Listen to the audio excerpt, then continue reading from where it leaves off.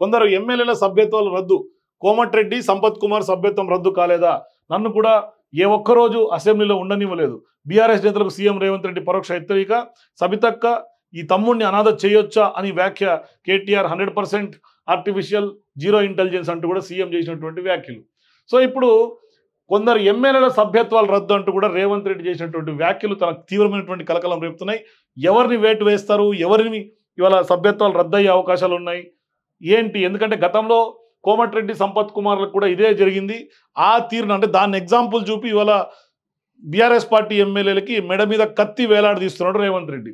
ఒకసారి ఆ వార్తను చదివే ప్రయత్నం చేద్దాం. సమయం సందర్భాన్ని బట్టి కొందరు ఎమ్మెల్యేల సభ్యత్వాలు రద్దు కావచ్చని సీఎం రేవంత్ రెడ్డి వ్యాఖ్యానించారు. తెలంగాణలో తొలి శాసనసభలో గవర్నర్ ప్రసంగం సందర్భంగా కుర్చీ నుంచి లేచి నిల్చున్నారన్న కారణంతో కోమటిరెడ్డి వెంకటరెడ్డి సంపత్ కుమార్ సభ్యత్వాలను రద్దు చేశారని, అప్పుడు వారు స్పీకర్ పోడియం వద్దకు కూడా వెళ్ళలేదని, 2014 నుంచి 2018 వరకు ఏ ఒక్క సమావేశాలను కూడా తనను ఉండనీయలేదని, సభకు వచ్చినటువంటి వెంటనే తీసుకెళ్లి బయట తోసేశారని కూడా గుర్తు చేశారు.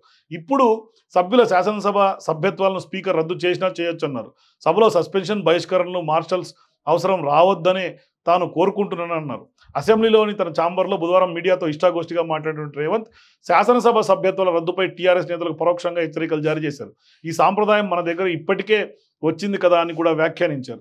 శాసనసభలో గత ప్రభుత్వం తీసుకొచ్చినటువంటి రకరకాల సాంప్రదాయాల్లో ఏ సాంప్రదాయమైనా మనం తీసుకోవచ్చు అన్నారు.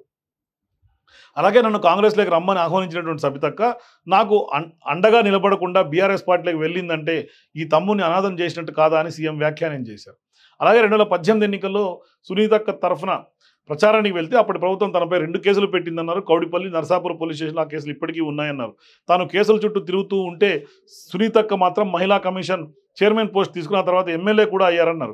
అక్కల మాటలు నమ్మి మోసపోద్దని తాను శాసనసభలో కేటీఆర్కు చెప్పానని, వారి పేర్లు కూడా ప్రస్తావించలేదని వివరించారు. రేవంత్ను కాంగ్రెస్ పార్టీలోకి తీసుకొచ్చినందుకు తన కొడుకు రాజేంద్రనగర్ టికెట్ కాకుండా ఉత్తమ్ అడ్డుపడ్డారన్న సవిత వ్యాఖ్యలపై స్పందిస్తూ అప్పట్లో పొత్తులో భాగంగా రాజేంద్రనగర్ సీటు టీడీపీకి కేటాయించారని గుర్తు చేశారు. 2014 ఎన్నికల్లో సవితక్కకు కాంగ్రెస్ పార్టీ టికెట్ ఇవ్వలేదని, కానీ 2018 ఎన్నికల్లో టీపీసీసీ అధ్యక్షుడిగా ఉన్నటువంటి ఉత్తమ్ కుమార్ రెడ్డి పెద్ద మనసు చేసుకుని ఆమెకు టికెట్ ఇచ్చారన్నారు.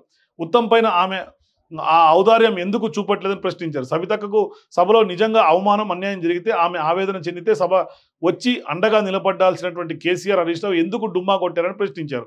తన పార్టీ సభ్యులను పట్టించుకోకుండా కేసీఆర్ ఎందుకు పత్తా లేకుండా పోయారని ప్రశ్నించారు. సభలో మాట్లాడేందుకు కేటీఆర్, హరీష్ రావు చాలనుకుంటే బీఆర్ఎస్ శాసనసభ పక్ష నేతగా కేసీఆర్ ఎందుకు పెట్టుకున్నట్లని ఆ పదవి నుంచి ఆయన తొలగించండి అంటూ కూడా సూచించారు.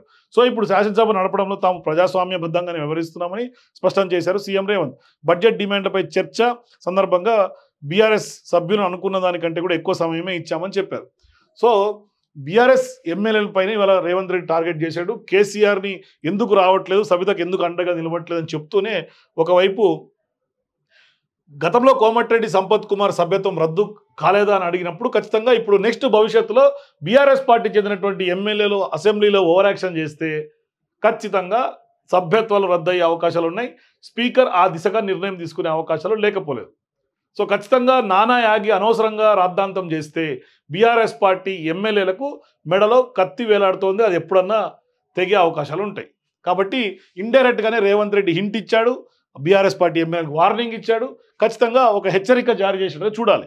సో నెక్స్ట్ గతంలో మనం అనేక సార్లు సందర్భాల్లో వీడియోల్లో కూడా మాట్లాడుకున్నాం. తెలంగాణలో ఉప ఎన్నికలు రాబోతున్నాయి. ఖచ్చితంగా అది బీఆర్ఎస్ పార్టీ ఎమ్మెల్యేలపైన అనర్హత వేటు కాంగ్రెస్లోకి వచ్చిన మీద పడితే ఉప ఎన్నికలు వస్తాయా, లేదంటే సభ్యత్వాలు రద్దు అయితే వస్తాయా ఉప ఎన్నికలు అనేది తెలియదు. కానీ మొత్తం మీద అయితే మాత్రం తెలంగాణలో ఉప ఎన్నికలకు వేలైందని ఖచ్చితంగా చెప్పుకోవాలి.